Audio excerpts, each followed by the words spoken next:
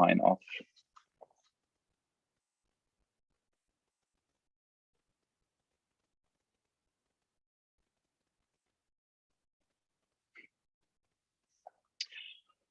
Hello, everyone. My name is Matthias Risse, and I am the director of the Carr Center for Human Rights Policy here at the Harvard Kennedy School. And it is my pleasure to welcome you to this particular webinar, which is part of our ongoing series on human rights in hard places. Our event today is about the crisis in Ukraine. More specifically, the topic is From the Frontlines, Humanitarian Responses to the Ukraine crisis. And we are very, very lucky to have with us as a moderator my colleague Jackie Barber, and then three specialists in humanitarian issues who will actually be reporting from the front lines that are mentioned in the title.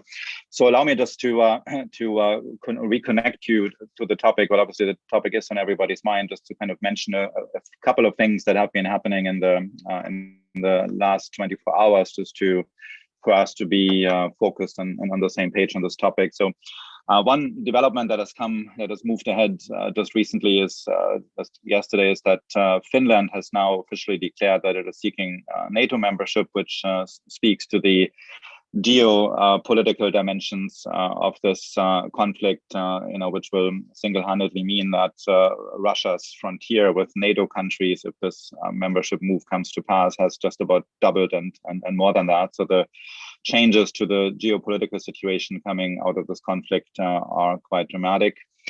As far as the humanitarian dimension is concerned, which is of course our main topic for today, the BBC published a number yesterday of 12 million refugees, so 12 million people displaced by the conflict, both internally and externally. So about half of them are still in Ukraine, have been displaced internally. The other half, so more than 6 million, have left Ukraine, and of those, more than 3 million have gone to Poland alone. So the humanitarian dimension, the refugee dimensions of this are quite staggering. And to mention one other thing that really just happened today in Geneva, the UN Human Rights Council had a special session earlier today, and Michelle Bachelet, the UN High Commissioner for Human Rights, was addressing that body and also was talking about a human rights crisis and human rights violations of staggering proportions, attributing most of the responsibility for that to the Russian forces, both as readily accepted collateral damage in the warfare, but then also very systematic acts of violence, including sexual violence and just random acts of killing against the civilian population. And first steps towards actually prosecuting the perpetrators of these crimes have already been taken. So as far as the humanitarian crisis there is concerned, it is very much in the news. And so our event today very much speaks to what is being reported on an ongoing basis. But with that said, without further ado, I'm now handing over to my colleague Jacqueline Barber, who holds appointments across 3 different schools here at Harvard, the School of Public Health, the Kennedy School, and the Law School. She is an internationally recognized expert on migration issues, refugee issues, especially with the focus on the fate of children in this context. And we are delighted that Jackie is able to join us for this event today. And so I'm now handing it over to you, Jackie. Welcome. Thank you very much, Matthias, and a big thank you to the Carr Center for organizing this important event and for having a series on human rights in hard places, which is so always so topical. And I would encourage our audience to really check in to the series if you haven't already. So as Matthias said, the dimensions, political, economic, social, and humanitarian of this crisis in Ukraine are really kind of unfathomable. I think that we see on the political front many experts disagreeing about the likely fallout from this war, but I think everybody agrees that a fallout there will be, and that the map of the world, and certainly the map of Europe, is likely to be changed for a long time. On the economic front, we are hearing daily alarming reports of the impact of the war in Ukraine, in Russia, in Europe, and actually far beyond on some of the poorest countries of the world. There's a looming food emergency, which I think, again, is really of unfathomable proportions, as what some of the grain baskets of the world are seizing up in terms of their productive and exporting capacity. And in terms of the social and humanitarian consequences for those of us for whom this is our field, I think many of us have not lived through something of this magnitude in Europe, certainly for a long time. We have, of course, recently witnessed other dramatic crises, in some ways still ongoing, in Afghanistan, in Syria, in Iraq, in the DRC. But I think the scale of this exodus and the daily minute-by-minute documentation of atrocities is something quite novel. And so I am really delighted to invite my three fellow panelists to turn on your screens, please, so I can briefly introduce you to our audience. And as Matthias said, we're very lucky to have three experts from three frontline states in this crisis. And I'm particularly pleased because not only do I have close links with all three of our panelists, but they represent different strands of engagement with the crisis. One of the panelists has long been active in the human rights NGO field and works for a civil society organization. One of our panelists works for UNHCR, so kind of the leading international organization involved. And one of our panelists is an academic situated in the University of Xi. So all of them have activist engagements as well. So it's a very nice mixture of disciplinary competences, I think, that we're bringing to the table. And the other wonderfully complementary aspect of our three panelists is that they are situated in three key frontline states. So one of our panelists, as you'll hear, is in Hungary, one is in Moldova, and one is in Poland. So each represent critical and interestingly different sets of humanitarian challenges. So the game plan for today is a simple one.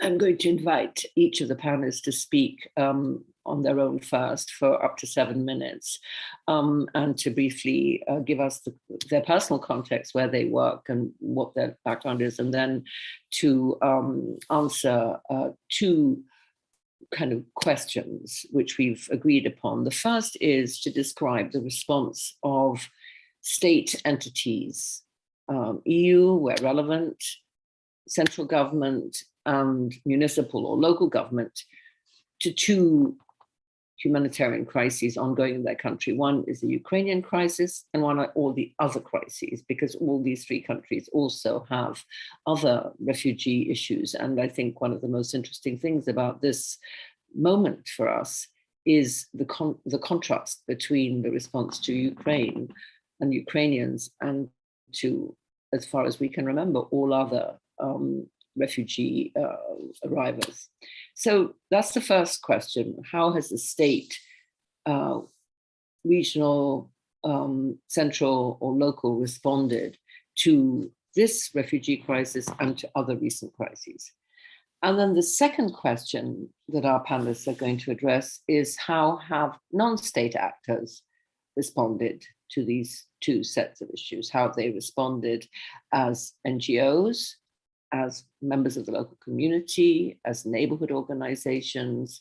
So all the many ways, incredible ways in which just ordinary fellow humans have responded to this crisis. And again, maybe how does this compare with responses to other refugee flows? So that's the kind of initial game plan. We'll then have some discussion amongst the panel, and then we would very much hope that our audience will we'll ask questions. We'll have some time at the end for questions, and we would really like hearing from all of you with questions and brief comments, if that's what you'd like to share.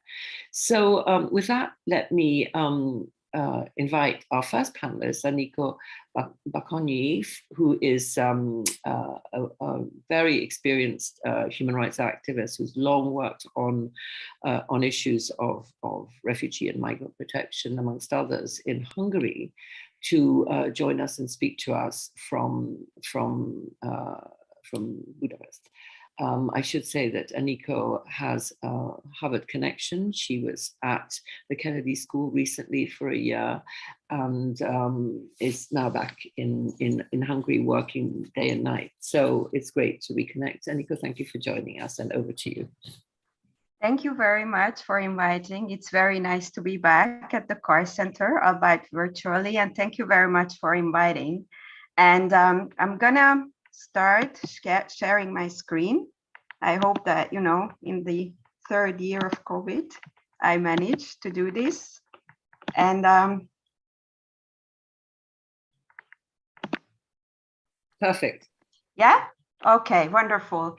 So I would like to say a few words about the Hungarian Helsinki Committee, where I work. This is a non-governmental organization, as Professor Baba said, and then we mainly provide legal assistance and legal counseling to asylum seekers and refugees, not only now, but now even more so. We are an implementing partner of UNHCR, and then in this particular situation, we really work very hard. We produce information leaflets for arriving people. We do legal counseling on various channels, live and also online and in person. And we also are present at the border 5 days a week. And we also try to train volunteers and other actors in the field, which is very important at the moment because there is a need for a lot of assistance. And we agreed that we would show the audience a map because this is far away.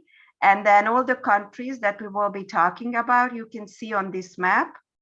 Ukraine is signaled with red, and then Poland, Hungary, Moldova that we will be talking about, you can see on the map so that you could see the border sections that we will be all talking about later on. So first of all, let me talk about a little bit the response of Hungary as a state actor. And then I think it's very important to talk a little bit about the landscape in Hungary. So migration has been a very politicized issue in Hungary, similarly to many other countries in the world. But the Hungarian government has managed to build a super hostile regime since 2015 for asylum seekers and refugees, and basically destroyed a functioning European asylum system with no access to territory and the asylum system with sealed borders, violent pushbacks at the borders, and making the whole concept of integration for those who do receive international protection completely empty. So this is the scene where, you know, on the 24th of February, there is a war that breaks out in the neighboring country, which, you know, as Jacqueline said at the beginning, I never thought that I would live through a war so close to us. So it was a shock really to all of us here. And what was really also shocking, the response of the Hungarian government, how the borders opened immediately, which we were really happy to see, and how people were welcome to arrive.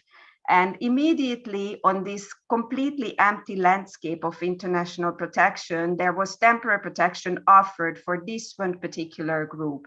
And this is very important that this happened very fast. And I think the notion of temporary protection is known in the US as well. It means that, you know, with the cutoff date, it's the 24th of February, all those people, all those Ukrainian nationals arriving from Ukraine receive protection without an individual assessment. Unlike when you apply for international protection, refugee status, you need to show an individual story of why you are persecuted, why you cannot return. In this case, there is no individual assessment, but there is this cutoff date and you need to show that you have come from Ukraine, you are a national of Ukraine. So this was the immediate response of state actors, or Hungary as a state actor here, which was surprising because it was very unexpected given, all the political hostility and all this governmental politics that is built really on this anti-refugee rhetoric.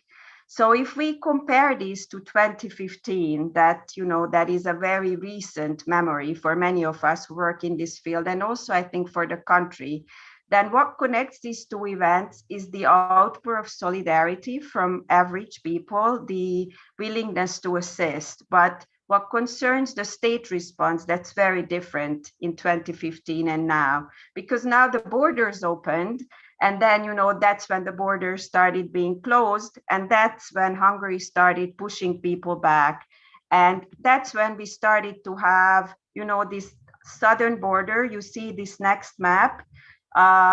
Basically, we have two worlds from a point of view of asylum seekers in Hungary. There is the Ukrainian-Hungarian border, which is open, luckily, and where almost 600,000 people have arrived since the end of February.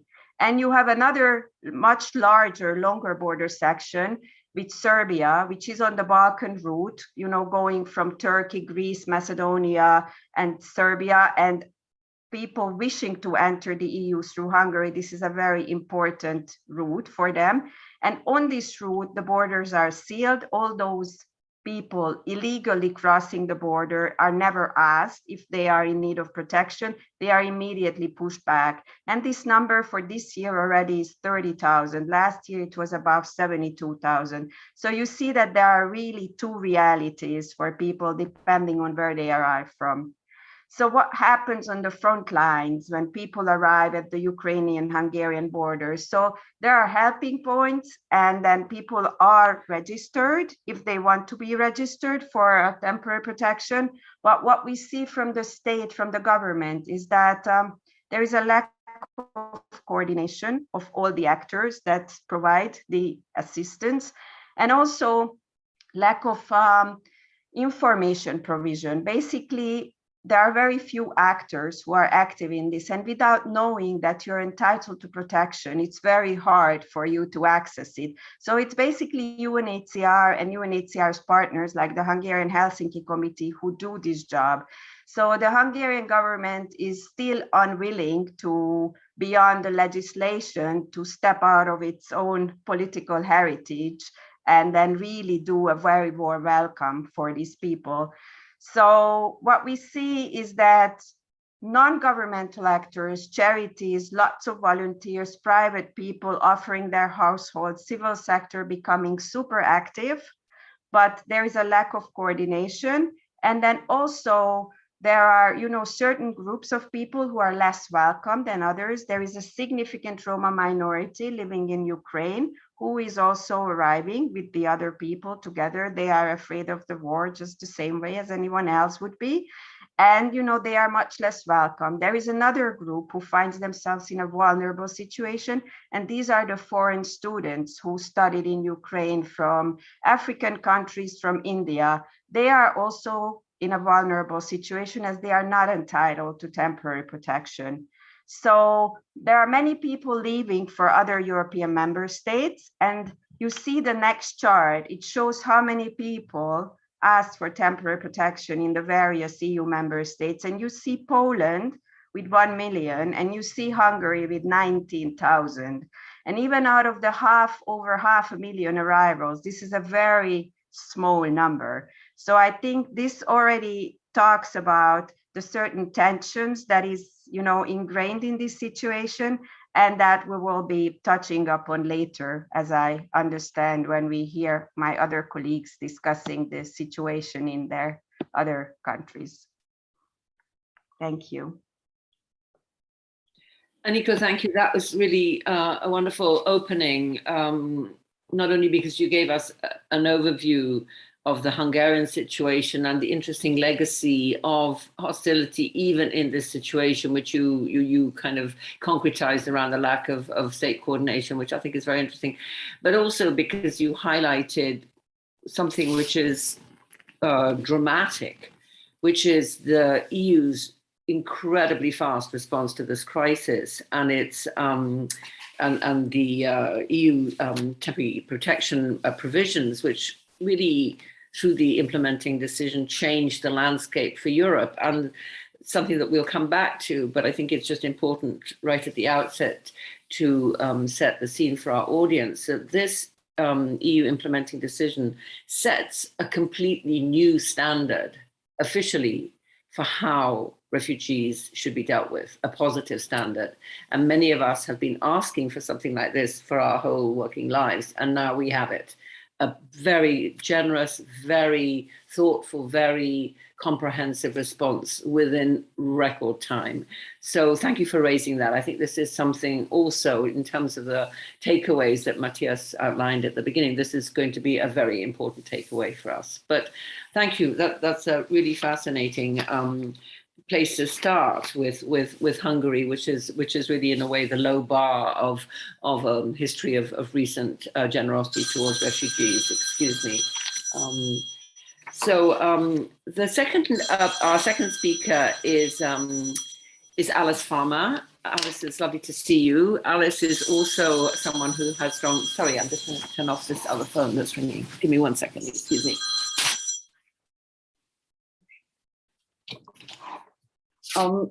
So Alice has also got strong links with the Kennedy School and a long history of working in the human rights and humanitarian field. She for many years worked for Human Rights Watch, so in the civil society end of the spectrum in Europe, in many places, and has for the last few years had senior positions in UNHCR, most recently being deployed to Moldova to head the protection operation there. So enormous responsibility in a complex setting. So Alice, thank you for joining us. Over to you, and perhaps say a few words about your own institutional context and what it's like being in UNHCR in Moldova right now. And then, yes, please engage with the questions that we have agreed upon. Thank you. Welcome. Thanks so much, Jackie, and thanks, Annika. It's so nice to be here and to talk about the Moldovan context. As Jackie mentioned, I am on an emergency roster with UNHCR, so that means that we're trained and then deployed as soon as an emergency starts. So I was sent here on the I was deployed on the 25th of February when we had one staff member in Moldova who's a wonderful guy who does a lot on trying to make sure that the asylum system here has some functionality to it. But prior to the emergency, Moldova saw perhaps 10 asylum seekers a year. So things have changed quite a lot. And once the emergency started, we're now up to, I think, 97 UNHCR staff in country. And we've been joined by lots of other surge deployees from all the other UN agencies, as well as a lot of different NGOs, actors have also arrived. So I'd love to start with a few things that sort of characterize how the response here in Moldova has been different from other places, other emergencies that I've worked in. And first say that Moldova is geographically very much in the middle of this crisis. So if we look back at the map that the previous speaker was showing, Moldova is wedged between Romania and Ukraine and has a very long border with Ukraine. It's also the only country that most people, it's the only primary country receiving refugees that isn't part of the European Union. There are also some refugees going to Belarus and Russia, but much fewer. So Moldova is really the only non-EU country in the front lines of this response. So a few things that have been different about this to other places I've worked that I think are really interesting. The first is that there are really very open borders on both sides of this country. That's unusual. So not only are the Moldovans very much welcoming people at their eastern border, so that's their border with Ukraine, there is also a fully open border on the western side of Moldova, which is the entrance into Romania. Romania is an EU country, so that speaks to what Professor Baba was referring to about the openness of the European Union in this situation.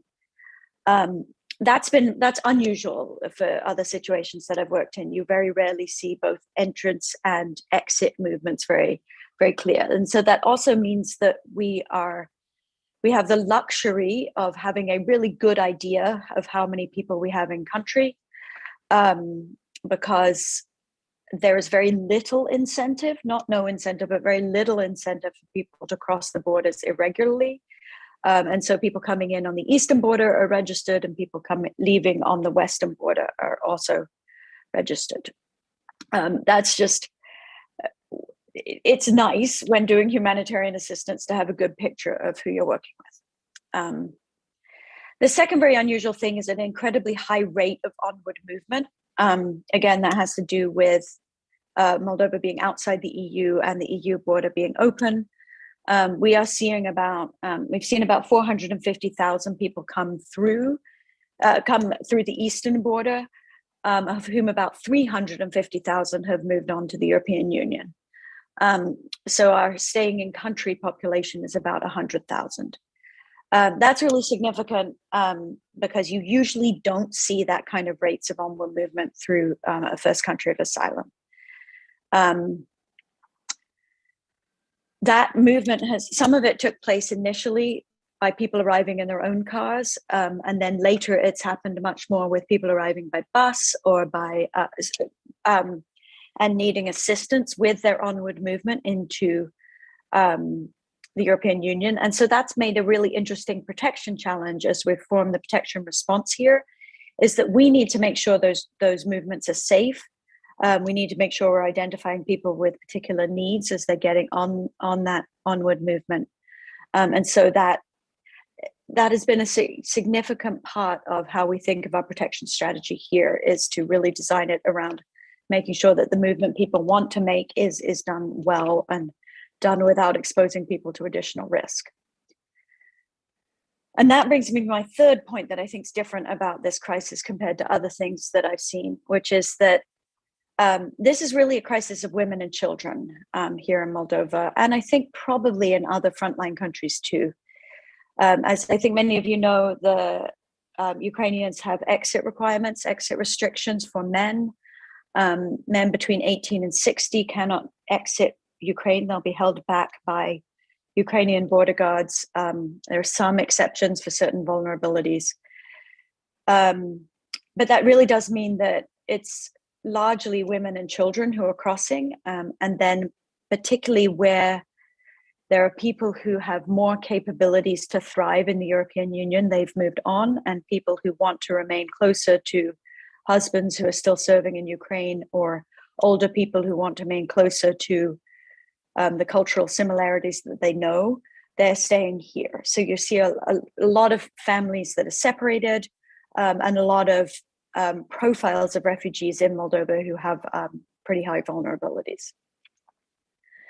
So in that context, to Jackie's questions, first, it's very interesting to see this government here. The Moldovan government has been incredibly welcoming to the refugee community. I think they are taking a lead from the European Union. This is a Europe-looking government in Moldova, which is not necessarily always true. But they have had, they put in place virtually immediately a quasi-temporary protection. It's not the same as the temporary protection that exists in the European Union. And we are now at the point in the emergency where that temporary protection needs to be defined a little more clearly. And so that's working its way through the Moldovan legislative process right now. But at least, I mean, as soon as the war started, they granted the right for people to stay in country and to access certain rights very, very immediately. We've seen no instances of pushbacks or of refoulement at the eastern border. People have the capacity to stay in country. They have the capacity to work. They have access to basic forms of healthcare, to education. We are finding right now that a lot of Ukrainian kids are actually staying in their Ukrainian schools, which are still happening online. But if they want to register for the Moldovan schools, they can. And we think if that probably in the beginning of the next school year, we'll see that taken up a lot more. But this is a country that is Europe's poorest country, and it's not a big country. It's about 2.5 million, 2.7 million people who live within Moldova. So even if we're just looking at our staying population of 100,000 people, that's a lot of people proportionate to the population. That brings me to my next point, which is that this is an absolutely incredible host population. There's an immense and a very strong volunteer community here that ranges from youth organizations to churches to spontaneously organized people who are coming together to be at the border points, to be welcoming to refugees. The civil society here is very strong. And so one of the big UNHCR roles here has been to try and coordinate everyone's efforts and to make sure that we're covering lots of needs and not duplicating efforts. And then a high proportion of people have been staying with families, which is really a beautiful thing. This week, I had the immense privilege of accompanying the UN Secretary General to a host family, a wonderful couple in their 60s who have now hosted 2 different Ukrainian families who've been coming through. And the Secretary General later said that this is one of the most powerful displays of kindness and solidarity that he's ever seen. And he said he would never forget it. So there is something really remarkable about what's happening with the community and with the government here. There are challenges and there are tensions. And I will say that I think if the EU borders start to narrow or start to close, Moldova's job becomes so much harder. Like, the reason that they can be so welcoming right now is that there is this 75% rate of onward movement. If all 450,000 people were staying in Moldova, that would be equivalent to roughly a fifth of the Moldovan population, and that's impossible to really look at. So that's one of the challenges that we are constantly looking to the EU to keep their borders open. Moldova kind of depends on that. The second problem that we're looking to as we go forward is Odessa. Again, if we could look at a map again, you would see that Odessa is in the south. Odessa can be reached about 2 hours southeast of the exit of Moldova. And so if Odessa sees heavy shelling or really attacks of any type, we will be seeing numbers into Moldova that are very significant. I understand the Odessa Oblast right now has at least 2.5 million people in it. And so any portion of them coming into Moldova is quite overwhelming to think about. And there is really no other route from Odessa other than to go through Moldova. So that's definitely one of the ongoing challenges. And I think a bit of the political balance that we're all a little anxious about and preparing for. I think I'll leave it there. I may have talked too long. Back to you, Jack. No, that was absolutely excellent, Alice. Thank you, and beautifully complementary to what Aniko talked about. I just want to highlight a couple of flag a couple of issues that you raised very well. One is data. So interesting what you said, that because of the very low incentives to evade controls and the incentives, on the contrary, the positive incentives to register, we have a good picture. And this is what many of us have been saying for decades, that, forcing people into illegality is not a good thing on many scores, but also because it actually prevents adequate and competent response. So the whole kind of quality of data that we have in this conflict is so different, not because people are any different, but because the state response has been so different. And the second point that you mentioned, which I'm sure we'll come back to, is the kind of demographic specificity, the overwhelming preponderance of women and children, which we all have read about and seen and noticed. I think one thing that we will maybe talk about a little bit at the end is the likely long-term impact of this, particularly on young people, on young mothers and on children, is likely to be quite devastating. It's likely to be life transformative. And we know from other conflicts and from other humanitarian emergencies, generally from an enormous body of work on traumatic incidents, that these types of overwhelming trauma can be irreversible. This is not just short-term shock. When you have, I think, over 2 in 3 Ukrainian children forced to leave their homes, this creates a scale of future complexity, psychological, social, potentially political, which is quite unimaginable. So I'm really glad you flagged that. And finally, the point about what you call the remarkable kindness and the reflection of the Secretary General, who's somebody who's seen tragedy at close quarters for decades, when he was also head of UNHCR, amongst other roles he's played. It has been incredibly moving to see this and to hear accounts of ordinary people offering a couch or offering a floor with a sleeping bag, just the kind of response that one always hopes to see to fellow human beings in suffering when one so rarely does see. So thank you very much for flagging those issues.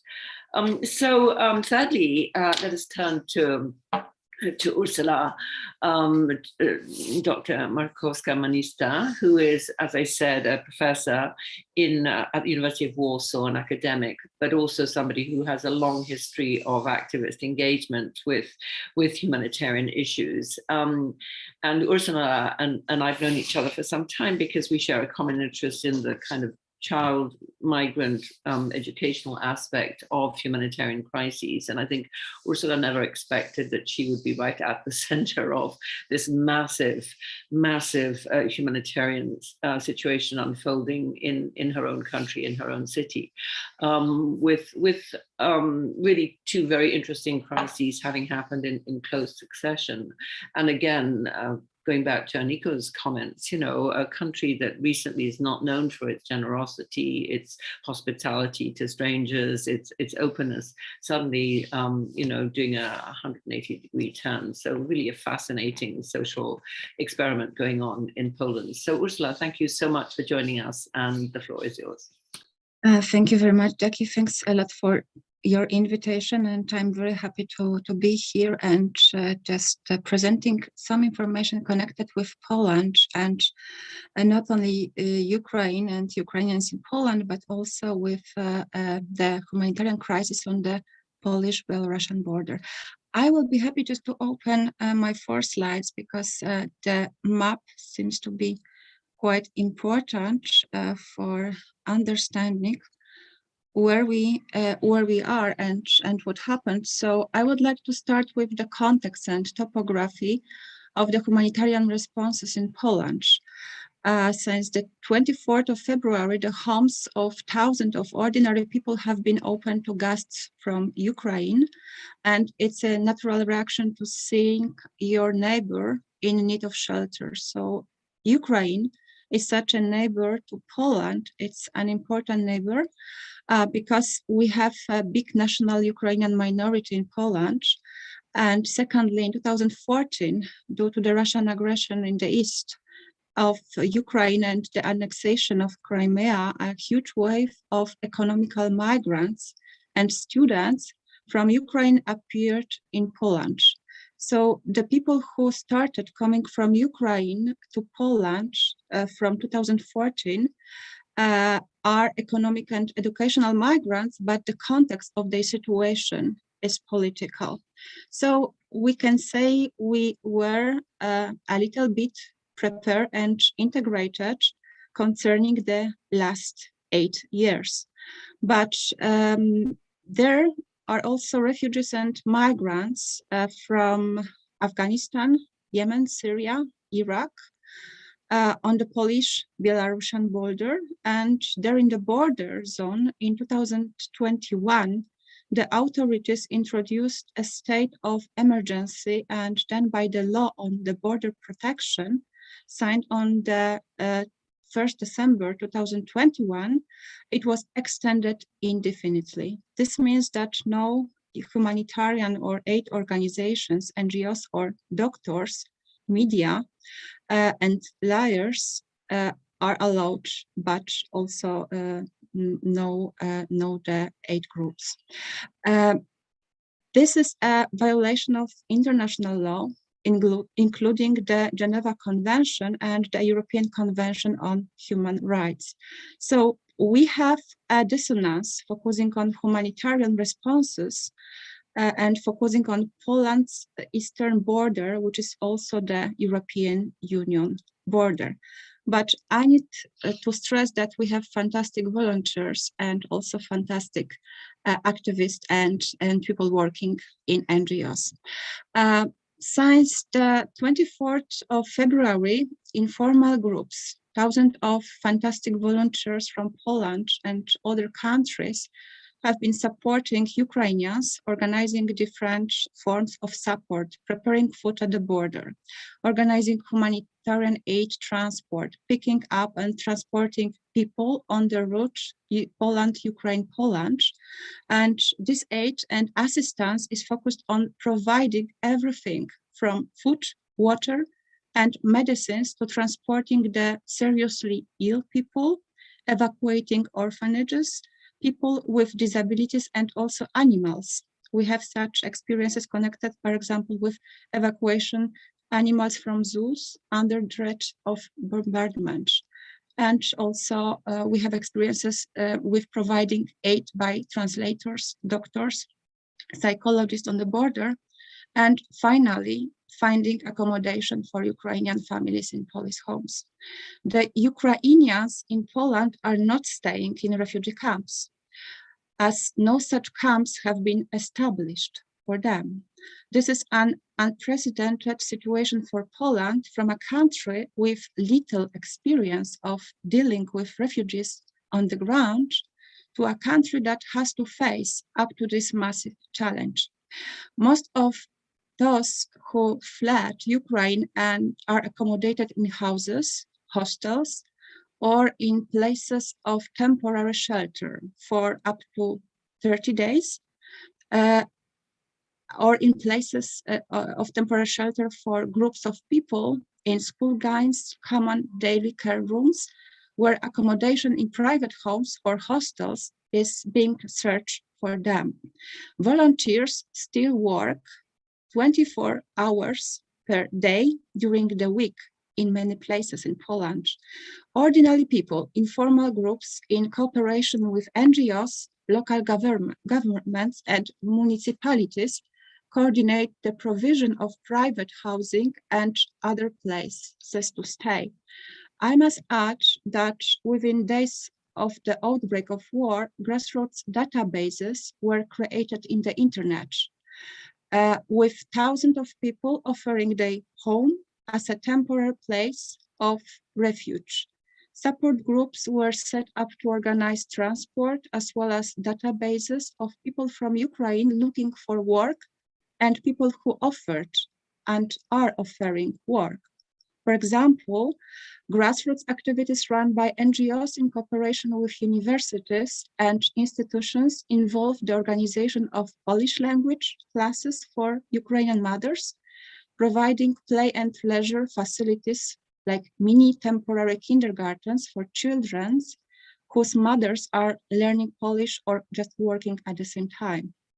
As far as the response of state entities, national and municipal are concerned, I can give an example of efficient clearance of people at the border and evacuation trains. All those who crossed the Ukrainian-Polish border after 24th February and have a stamp in their passports can use public transport for free of charge. So trains, buses, metros, also entry to museums. It's worth noting the government's unusual and unrepresented decision to automatically legalize the stay of Ukrainian citizens who are fleeing the war on Ukrainian territory. The special law concerns Ukrainian citizens and the spaces who do not have Ukrainian citizenship, who entered the territory of Poland directly from the territory of Ukraine as a result of warfare in the country, as well as Ukrainian citizens holding Polish card. It's a document representing that somebody from Ukraine is able just to show that she or he has Polish origin. This decision to automatically legalize residence for hundreds of thousands of people, as of 11th of May, the number of people who entered Poland from Ukraine amounted to 3,370,000 people, provided them with access to medical assistance, education, social benefits, and an open labor market.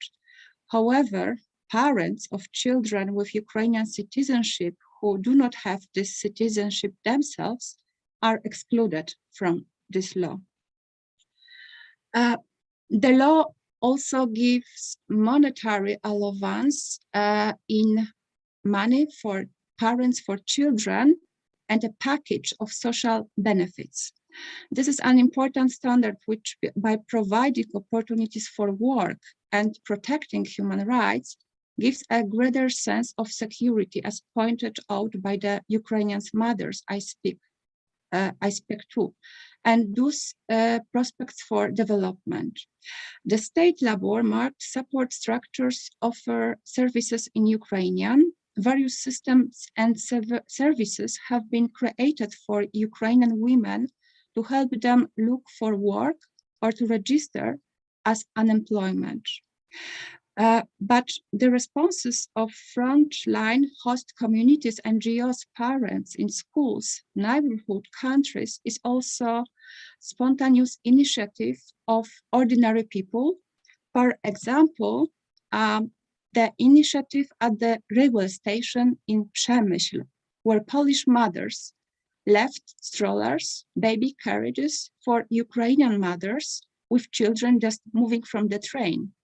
The photo with the strollers became a symbol of togetherness and solidarity, not only in Poland. Another example focus on exceptional action at the border crossing in Korczowa. A pianist was playing the piano to raise the spirits of people on the move from Ukraine to Poland.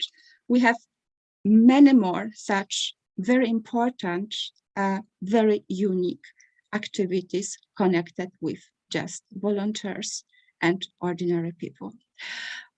In conclusion, I would like to refer to some postulates and recommendations concerning humanitarian response to the crisis on the Ukrainian border. I spoke with Ms. Agnieszka Kosowicz today morning from the Polish Migration Forum.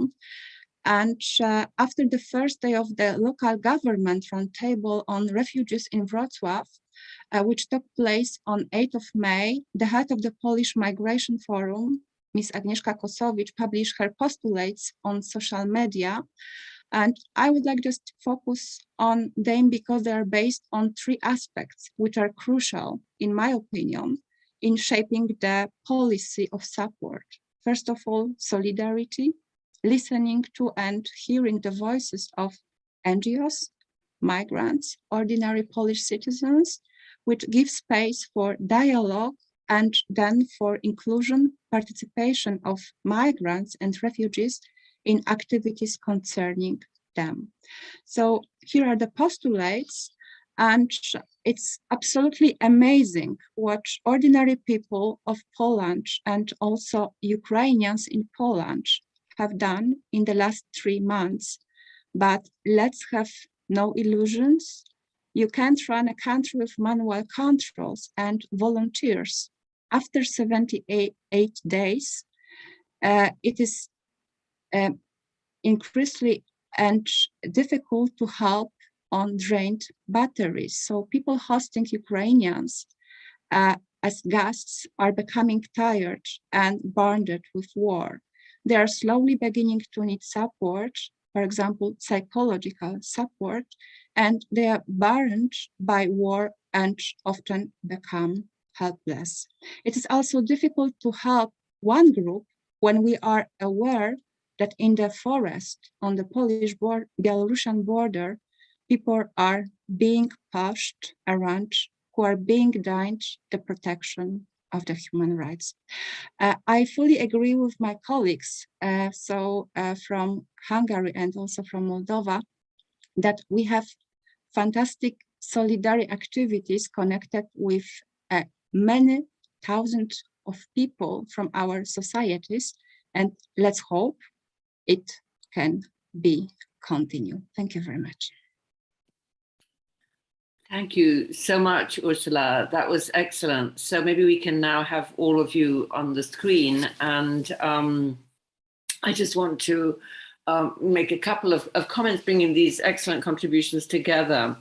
One is, I think, common to all three of the countries you've described, a really unprecedented, positive and generous response, something that I hope really will set the scene for future responses.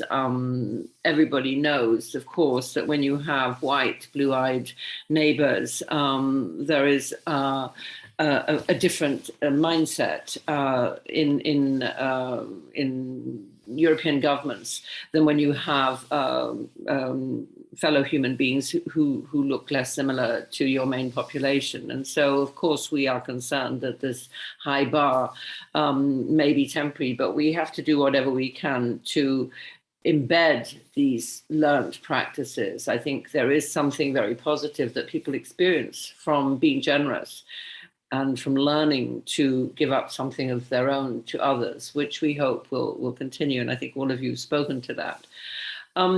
Secondly, I think the fragility of the government response is something that each of you have noted in different ways. I think, Nico, you stressed the kind of, I think you suggested a kind of willful lack of effective cooperation, which reflects, I think you said, the old habits of a hostile government. Alice, you mentioned the precarity, the fact that open borders with the EU are an essential precondition for the ability to continue with the kind of generosity that, you know, this very poor country, Moldova, has exhibited. And Ursula, I think you and those postulates that you put up also suggest that, you know, it's already visible how public responses, generous and wholehearted though they've been, are fraying in the absence of a more substantive, well-coordinated and well-funded and well-structured official response. And so I think this is maybe one of our takeaways, that the frontline generosity of citizens, of fellow community members is commendable, but it's not sustainable. And governments should not rely on it.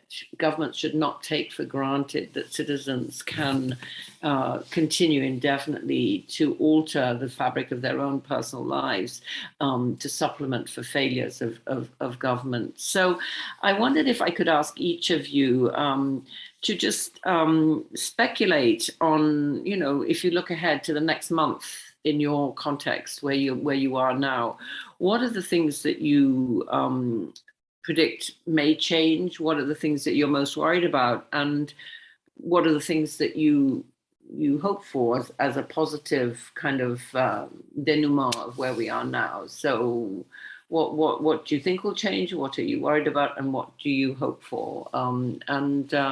Let's just stick to the same order. So, Anika, do you want to kind of give a couple of reflections on that? What when you look ahead to the next month, what do you see?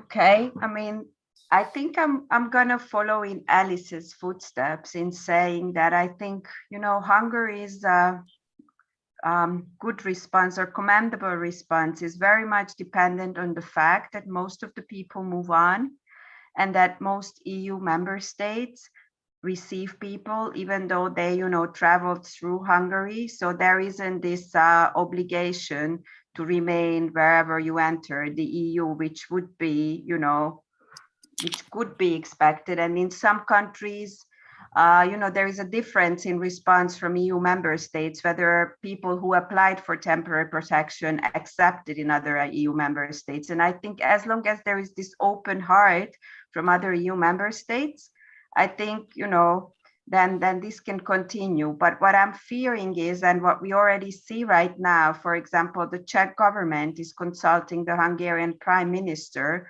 on Hungarian-speaking double citizen Roma from Ukraine, that they should be coming back to Hungary. So I think this is what I fear, that there will be more of this. Like what Ursula was also saying, that there runs out this initial warmness of response and people become tired. Lots of people also offer their own homes, and I think a whole country can't rely on this. So I think there are lots of similarities, I think, what I heard. And what I'm hoping for, or what we are hoping for at the Hungarian Helsinki Committee, that this solidarity that we see now, and also this change in the discourse surrounding migration and refugees themselves, we can somehow strengthen it, and then it can remain with us. And then maybe we can work with this, and we can build a more positive response and a more positive dialogue around refugees and refugee protection. So we hope that this gives us the chance also for, a new beginning in this. I think, of course, some might say that this is the eternal optimism of human rights activists like the four of us. But I think there is also interesting research that shows that, contrary to what people might think, proximity breeds support. So actually, we see this again and again. Communities that have within their midst immigrants, people from different backgrounds, different racial composition, are less racist, less xenophobic than people in more remote areas who don't encounter people who are different from them. So it may well be that in Hungary too, this experience, because there is also always the small differences. Of course, Ukrainians are white and have blue eyes, but they're not Hungarians, and they don't sound the same, and they don't eat the same, and they don't whatever. And so that difference, maybe, I think you're right, Annika, I think this could be a large experience in schools amongst children generally, which hopefully will really carry on. So I think this is very interesting. And let me turn to other two panelists, but let me also just throw in a question, because we're running out of time, that we have received from the audience, which is, can you suggest any ways students in the US can support any of these humanitarian efforts? So Annika, I'll come back to you to give you a chance to think about that before we close. But Alice, let me invite you to kind of crystal gaze into the future, like Annika just did, and share any reflections. And I guess these will be closing reflections because we only have 3 minutes left. Okay, well, our biggest worry is Odessa. If we even see a fifth of the people leave Odessa, we've got 500,000 people coming through Moldova, and we are putting in place contingency plans that would look at 500,000 people coming through in 10 days. So that is just an unthinkable, but not off the grounds of realism. In addition to those contingency planning, what we're trying to do from UNHCR is provide as much support as we can to these mechanisms that have come up through the government itself, working hand in hand with them, trying to strengthen what they've been doing. I mean, the Moldovan government has exhausted some of its financial resources, so we're trying to backstop some of that. Trying to get in place really strong community support for these volunteer organizations and host communities, getting cash programs through to the host communities themselves so they can afford the energy costs and all these things that have come about during these periods of hosting. So we hope to be able to continue some of this generosity by backstopping some of the things that people are facing. Our hope for the future is return. We have a lot of people here from Mykolaiv. They won't be able to return, but some people from other areas that haven't received heavy destruction of their communities may be able to go back. And so if things stay calm or get calmer in Western Ukraine, we may see some returns. So that's a hope. How to help? I would say American students need to vote. Thank you, Alice. Very, very on point. Thank you for that. Okay, Ursula, over to you for the last minute. Yeah, thank you very much. Just to conclude, maybe focusing on the last question from the chat, I think that our Ukrainian researchers, academics who are actually in Poland, they need support. And I think they need contacts around the world, focusing on their possibility to find just a job or the way how they can keep in touch, focusing on the research, because for me, they are experts concerning that what actually happened in this part of Central and Eastern Europe. And I think also Roma community. Many people who are not only in Poland, but in the neighborhood countries, and we must find solutions connected with accommodation, connected with support of adults and also children who are still on the move, even if they're in our countries, in European Union. Thank you so much, Ursula. And Nico, do you want to give like a 20-second comment on how US students can help in any ways, any ideas you have? If you don't, that's fine too. But I think it's wonderful that our students are asking that question. Sorry. I think helping Ukrainians to get a new start through connections, what Ursula said, I think it's a very nice closing remark for this discussion in the light of solidarity. I think this would be something great to do. Okay, well, thank you all. This has been really substantive, moving, but also intellectually questioning and stimulating on so many fronts. Thank you. And, all the best to the three of you who I know are working kind of round the clock, that don't exhaust yourself, but it's wonderful that you're doing this. Thank you for joining us and sharing your experience with us. And I'm happy now to bring this